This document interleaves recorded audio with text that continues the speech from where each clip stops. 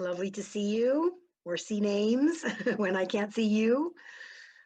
I'm Reverend Asha Burson-Johnson. My personal pronouns are she, her, and as always, it is my joy to be with you on this beautiful morning. We're actually having sun here today after several days of gray and rain. So that's a nice thing to wake up to and get to experience.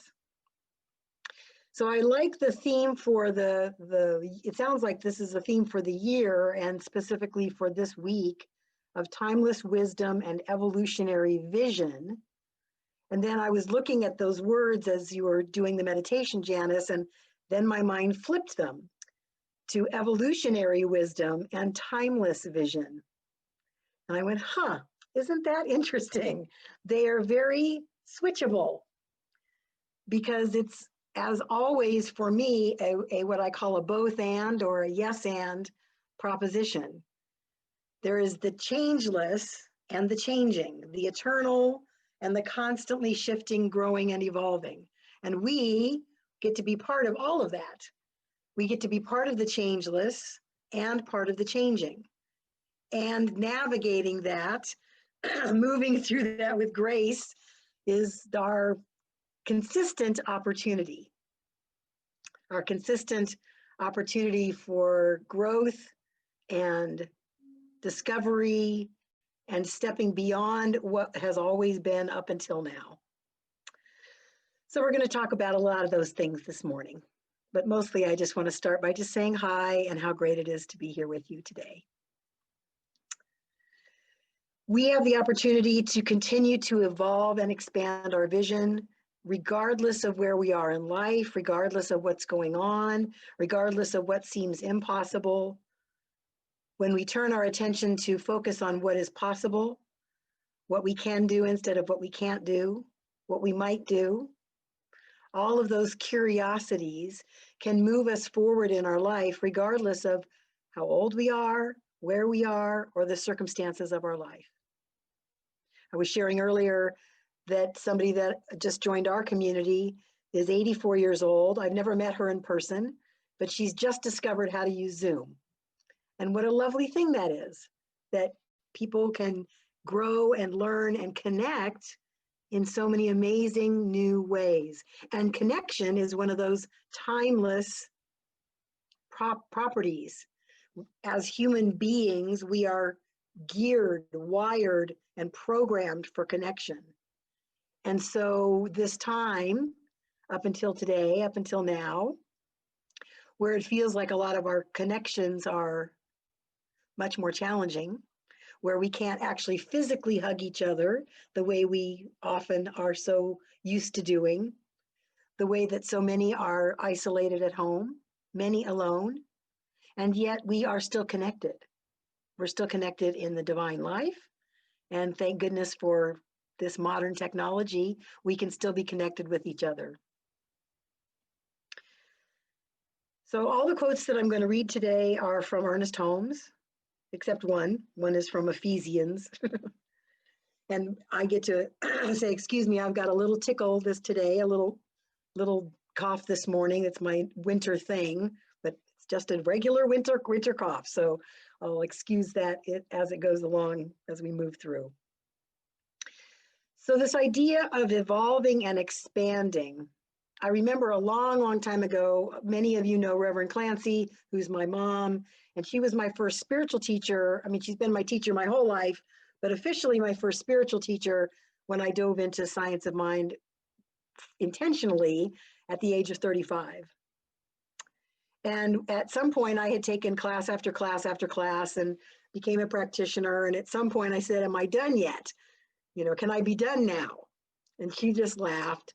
And she said, well, if you're done, you probably aren't going to stick around in this form anymore. So I kind of hope you're not done. I kind of like having you around in this plane of existence. So there's a part of, I think, our humanness that wants to know that we're done. Am I cooked? Am I enough? Have I learned enough? Can I stop learning now? Can I just live my life and just not have to grow anymore? And the answer is no. As long as we're still here, still in a body, still on this plane of existence, regardless of our physical condition, regardless of how little or how much we move, there's still more to discover. There's still evolution and expansion that can happen within each one of us.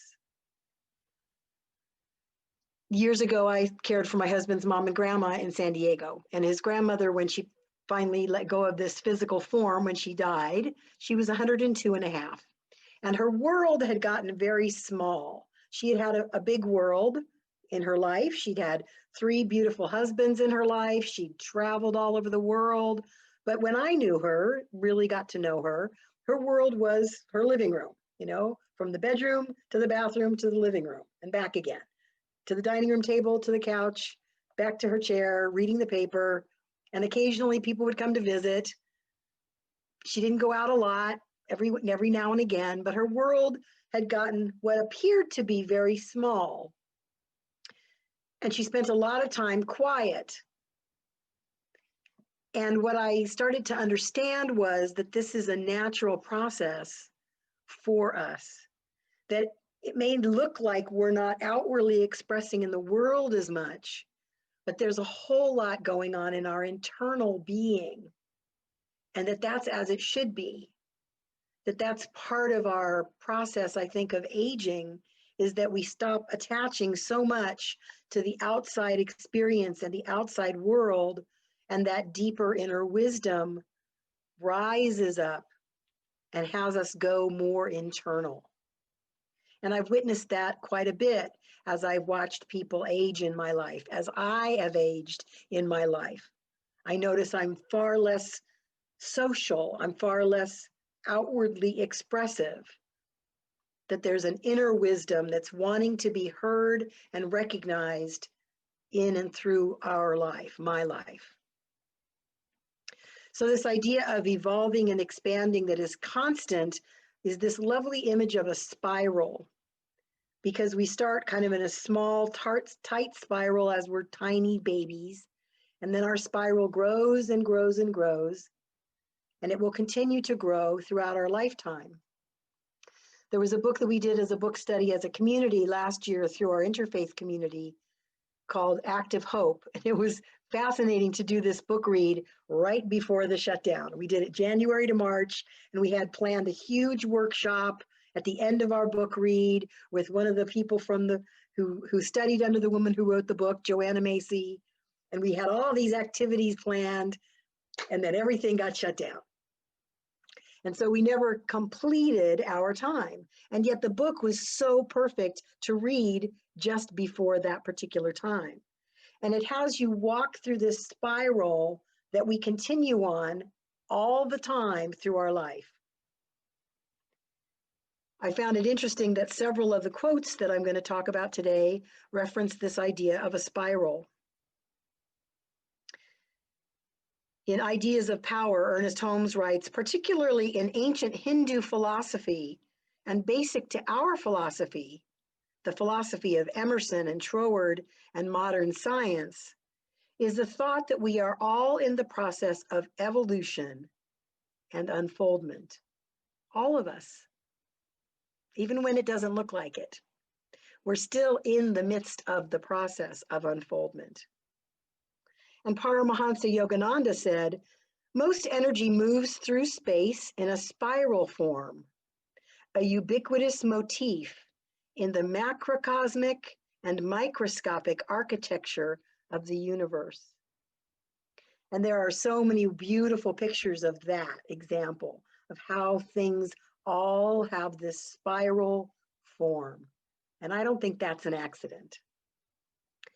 In Active Hope, Joanna Macy talks about 4 spaces on the spiral that we can move through, and we continue to move through. And I've found very personal, powerful potency in this spiral, particularly in this year, and now moving into a new year. The first part of the spiral is coming from a place of gratitude. And as religious scientists, we know the power of gratitude. I find it fascinating that that's the place to start. Not the opposite place, which is the second phase, which is honoring our grief. honoring our pain. My brain wants to put honoring my pain first and then moving into gratitude. And yet Joanna Macy suggests that we begin first with gratitude. We fill ourselves up with what we are grateful for so that we can move into the honoring of our pain. Honoring doesn't mean wallowing in or being stuck in our pain.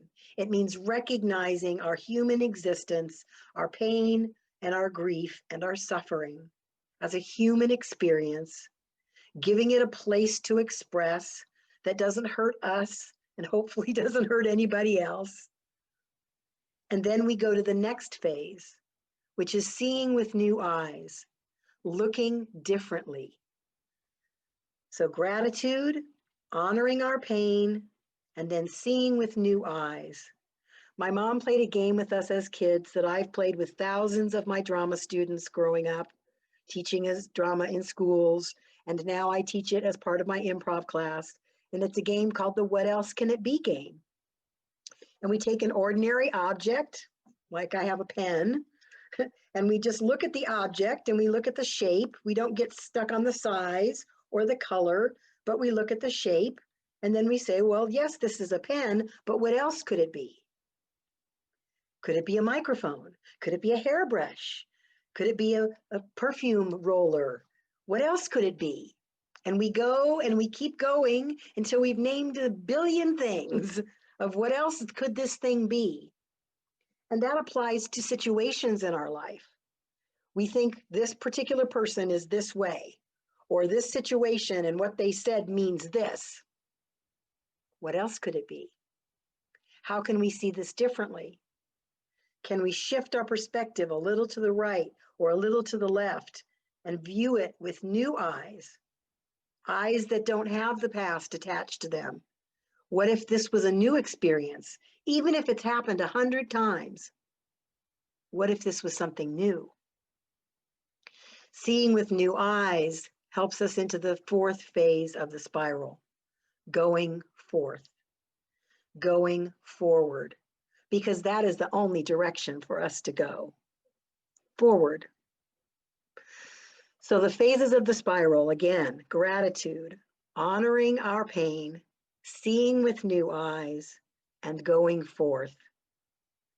For me, going forth is this idea of stepping into visioning, stepping into a bigger vision than my limited, egotistic imagination can do. I have a very great imagination, like a lot of creativity and an ability to think beyond what seems to be.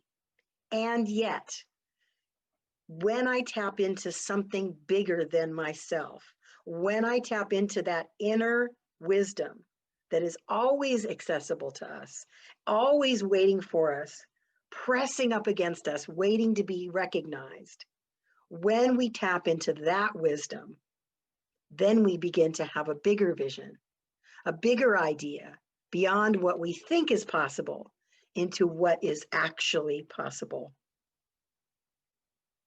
Our organization is doing this, growing and evolving with the times.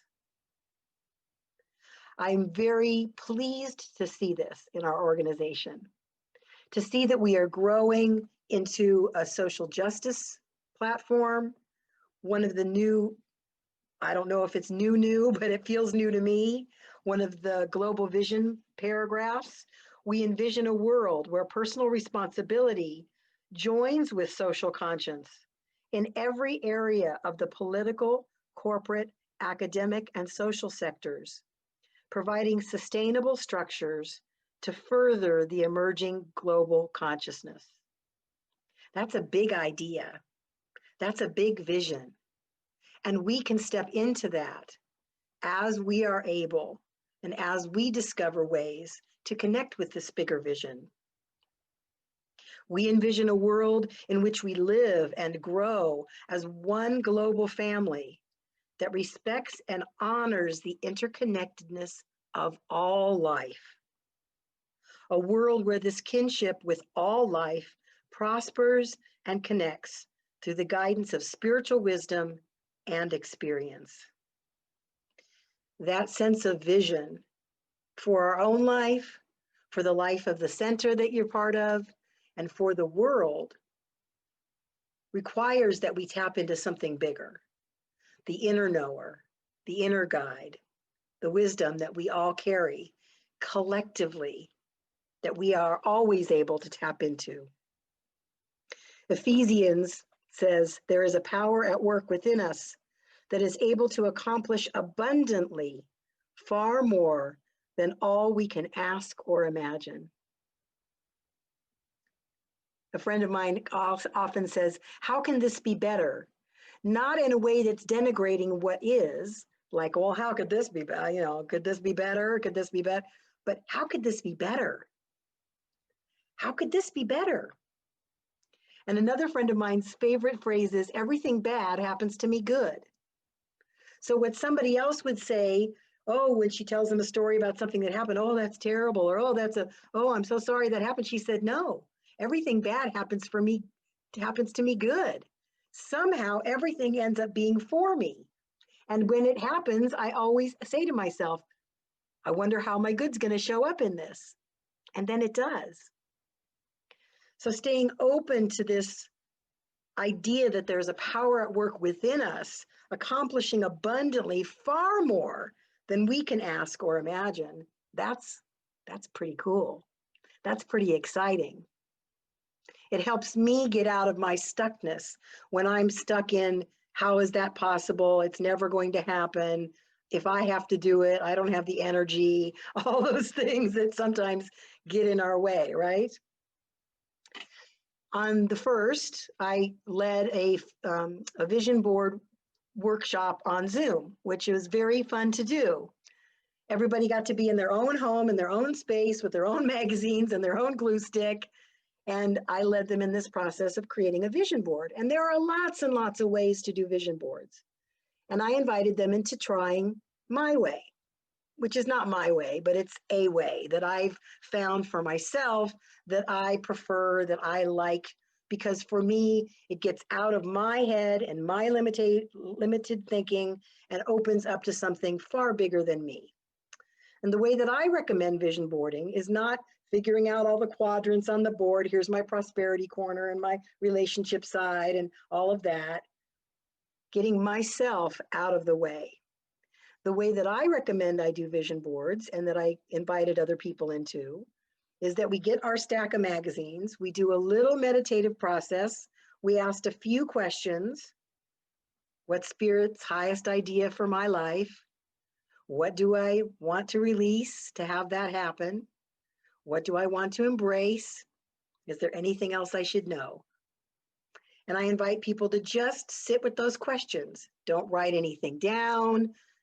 Maybe see if an image or a color or a smell or a symbol shows up, but let all of that go, just steep in the questions.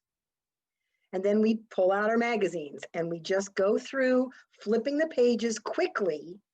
And if something catches us, a phrase, a picture, a color, we just rip out the whole page and set it off to the side. And we did that for about 40 minutes, creating a big pile of pages for each person.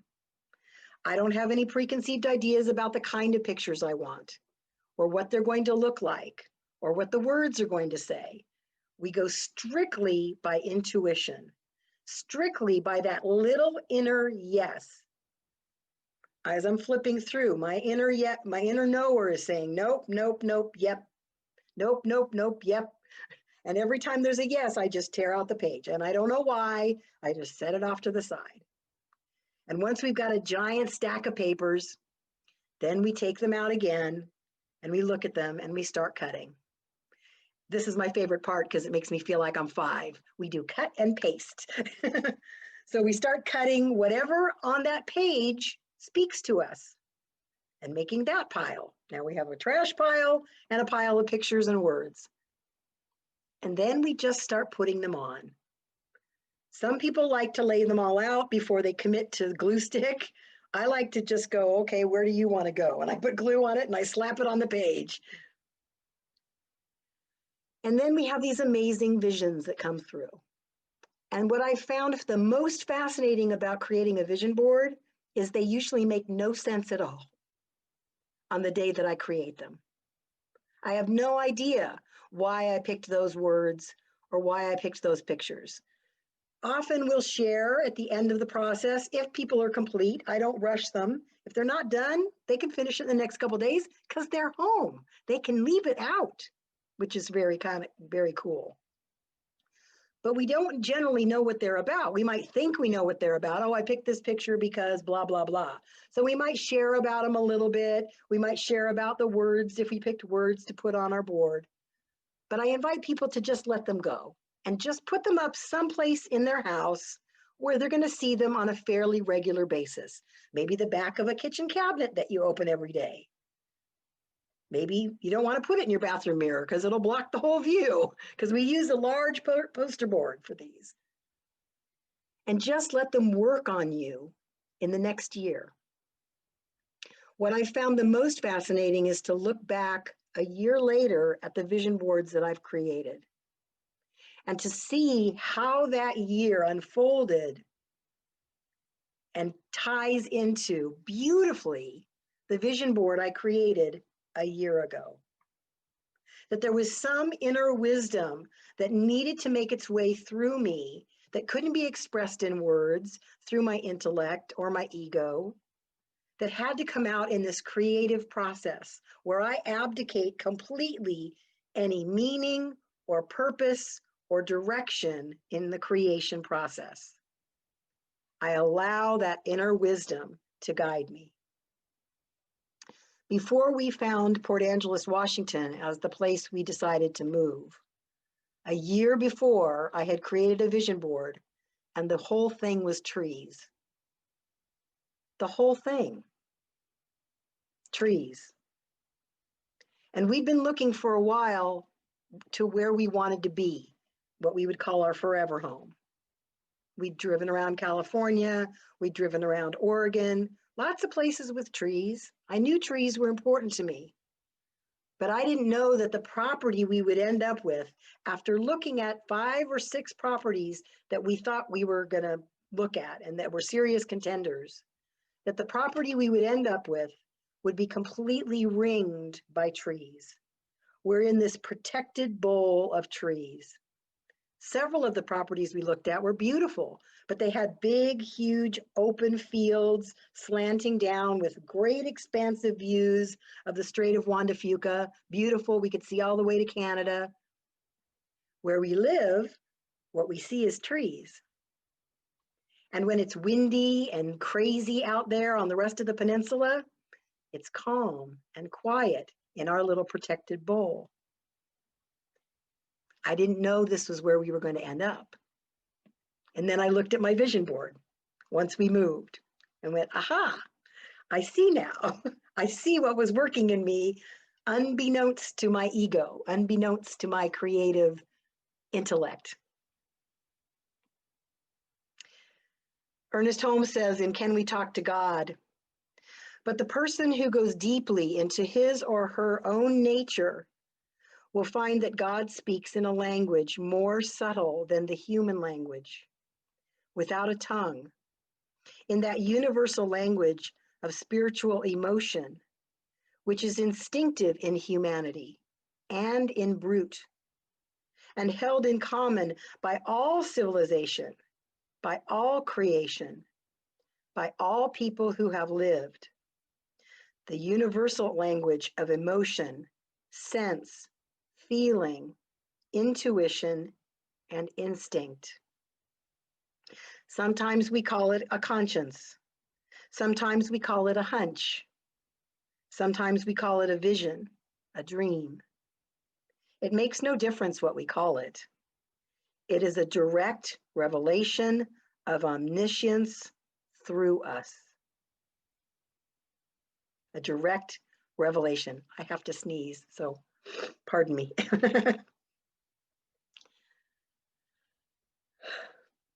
Stuck. I'll just keep talking until it comes out. So when we go from gratitude and honoring our pain and seeing with the new eyes, we can go forth with an expanded vision, even a vision that we may not understand, Jamie Lula has a beautiful song that's all over our Science of Mind communities. Something's calling me a little bit deeper than I've ever been before. Something's calling us deeper, wider, grander than we've ever known before. And we have an opportunity to step into that in this new year. A lot of people that I know that are into astrology said that around the 20th of this month, coincidentally around the 20th, there's a huge shift into Aquarius, a huge shift that hasn't been seen since the Dark Ages went into the Renaissance. Maybe we're moving into a new Renaissance period where we begin to truly see how deeply connected all of life is. Maybe this time has been so necessary for us to see with new eyes what's truly important, what is vitally important, if we are going to continue as a species, and if we are going to thrive as beingness in this form on this planet. Once we begin to deeply connect into the idea of vision, that there is something bigger than us that can use us and that we can use, then we deeply connect with this idea of oneness, that there is no separation, that you and I and all of life are intricately entwined. Again, from this thing called you. You belong to the universe in which you live. You are one with the creative genius back of this vast array of ceaseless motion, this original flow of life. You are as much a part of it as the sun, the earth, and the air. There is something in you telling you this, like a voice echoing from some mountaintop of inward vision, like a light whose origin no person has seen, like an impulse welling up from an invisible source. I often say, Spirit created all of it, all of us, all of life, every rock, every planet, every star. And it took just as much energy and consciousness to create a you and a me as it did to create a star and a planet and a universe and a tree. Its atoms coalesce together in this thing we call matter. If you are here, because you are here, you are vital in this oneness. Otherwise, why would Spirit have taken the energy to create a you and a me? So when we doubt, why am I here? What's my purpose? Why should I bother? It's because you're here, that you know you're valuable and vital and necessary to the world and to others that you may not even realize. I invite you to take a deep breath right now.